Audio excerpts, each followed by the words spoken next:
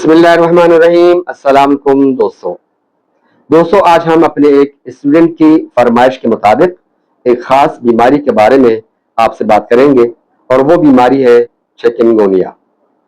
आप सब अच्छी तरह जानते हैं कि चिकनगुनिया एक वायरस है जो कि मादा मच्छर के काटने से लोगों में फैलता है। इसी मौजू पर बात होगी। तो मैं डॉक्टर अरबाब आप सबका मेरे चैनल अरबाब हेल्थ क्लिनिक में खुश आमदीद। तो आइए शुरू करते हैं। शुरू करने से पहले मेरी नाज़रीन से गुजारिश है कि इस वीडियो को जरूर आखिर तक देख लें। पसंद आने पर अपने दोस्तों को शेयर करें और लाइक जरूर कर लें। और जो नए साथी अभी अभी हमसे जुड़े हुए उनसे भी गुजारिश है कि वो सब्सक्राइब करते वक्त बेल का आइकन जरूर प्रेस करें, क्योंकि हम अपने दोस्तों के लिए इसी तरह नॉलेजेबल वीडियोस बनाते रहते हैं।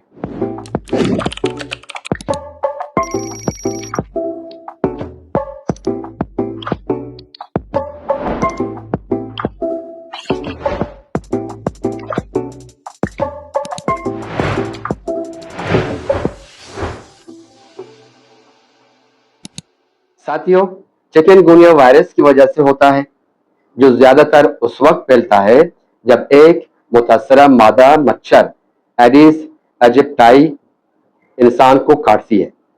इस मच्छर को कभी कभी मिस्री मच्छर, डेंगू या बुखार का मच्छर भी कहा जाता है।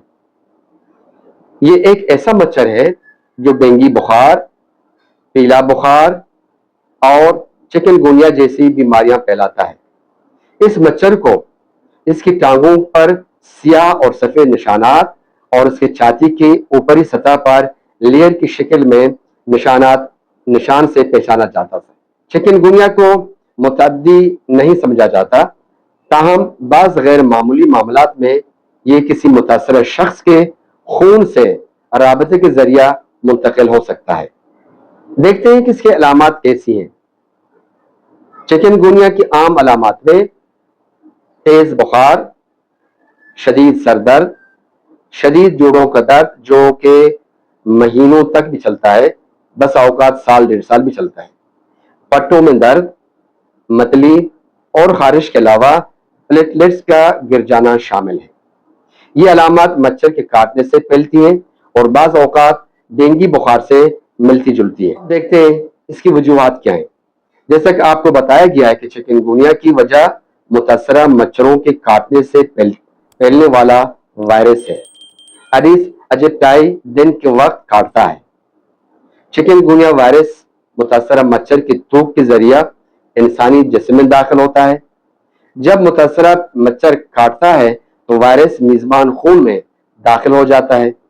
वायरस के खून में दाखिल होने के बाद वायरस खलक, नाक और मुंह में मौजूद इजाजत देने वाले खलियों को मुतासर करता है।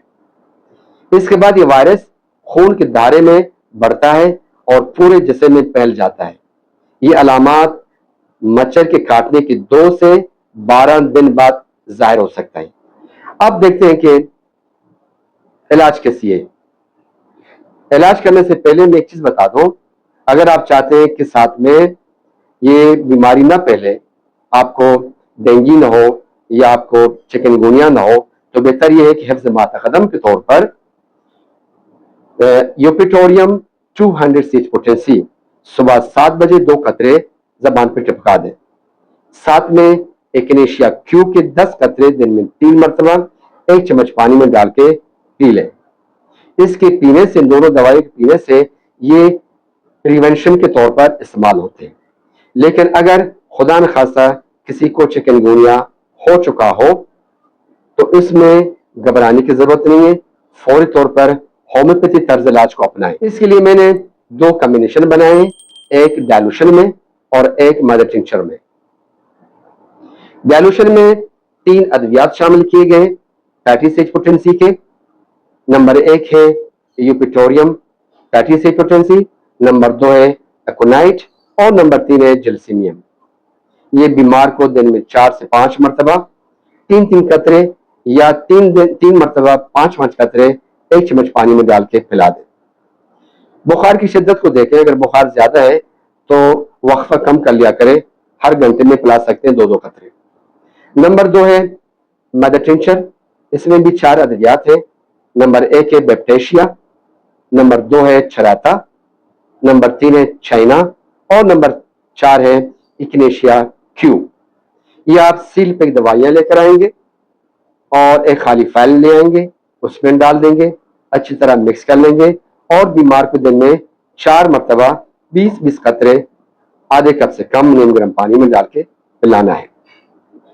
नाज़रीन से मेरी गुजारिश है कि वो इस अद्वियात को हिफ्ज़ मातकदम के तौर पर इस्तेमाल भी कर सकते हैं और अगर किसी को ये बीमारी लाहक हो तो ये कम्बिनेशन इस्तेमाल कर सकते हैं, लेकिन वो अपने करीबी मुआलिज के मशवरे से दवाई ले लें।